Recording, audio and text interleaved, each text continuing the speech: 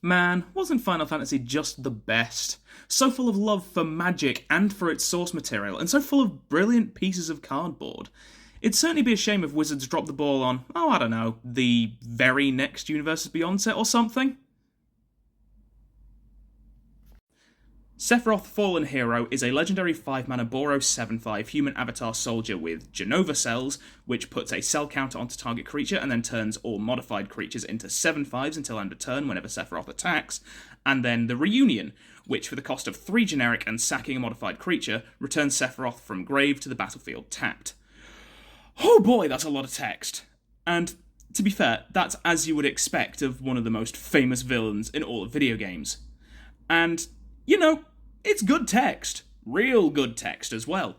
Sephiroth here is an absolute beast of a card. Being able to turn a good chunk of your board into bodies as big as 7/5s for no cost bar attacking is insane. And sure, that does often mean that Sephiroth will die as a result of combat, but then you can just recur him at instant speed for only 3 generic and a sacrifice, which means that the tempo is very rarely lost. Also, you're in Boros. Between your Odric Master Tacticians, invasion plans, and Sundering Eruptions, taking full control of combat is a complete cinch, meaning that Sephi Boy rarely takes the long walk off the short pier anyhow. But really, the best thing for me about Sephiroth here is that he is unbelievably flexible in terms of build paths. Really, so long as you're playing modifications, Sephi's kinda easy. Just look at the EDH rec page for him. You can see all manner of important cards from all manner of build paths. There are a few commonalities like Envoy of the Ancestors, Thundering Raiju, and Vincent Vengeful Atoner, who see play just across the board of Sephiroth decks just because of how unbelievably good they are with him. But beyond those, you've got all sorts of different options for the ways to take this guy. Really, anything that involves counters, auras, or equipment works, but I want to showcase a few of my favourite build paths for you right now. So seemingly the most popular build of Sephiroth, and one of my favourites as well, is equipment. However, it's not just any old equipment. No. Rather, it's a strategy revolving around living weapon, job select, and Famiridin equipment, which all enter attached to tokens, essentially being pre-packaged modified creatures. And a lot of these pre-packaged modified equipment are really, really good with Sephiroth, as they're not much mana and he can turn them huge.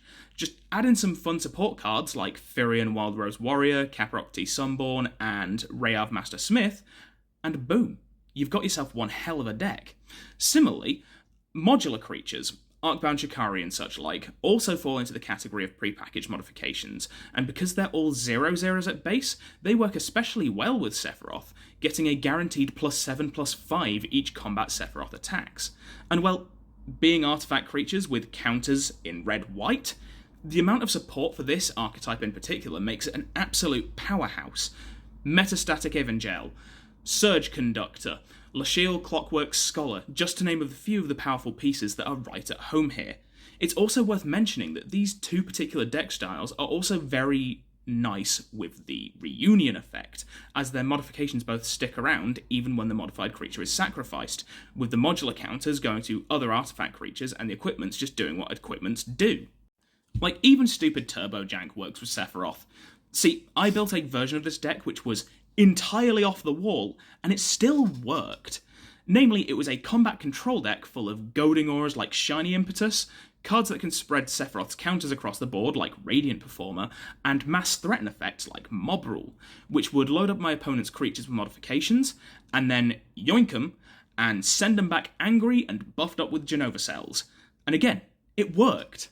Because Sephiroth can just turn any given creature into such a combat powerhouse, and he does it en masse, meaning that any deck that needs the fixing to help it win, Sephiroth gives it to them.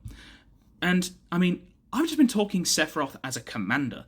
He's equally good in the 99 of the right decks as well. Obviously, commanders which focus on previously mentioned strategies like Zabaz love him, but the likes of Three Dog and Kilo aren't exactly going to turn him down either. Admittedly, Sephiroth is a little more popular than the cards I talk about here regularly, but frankly this card is so cool, interesting, and strong that I just couldn't help myself. I needed to give him more exposure to the Magic playing populace. So yeah, if you're looking for something to build in Boros, or you're looking for that card to put into your Mardu counters deck to push it over the edge, Sephiroth may just be your guy.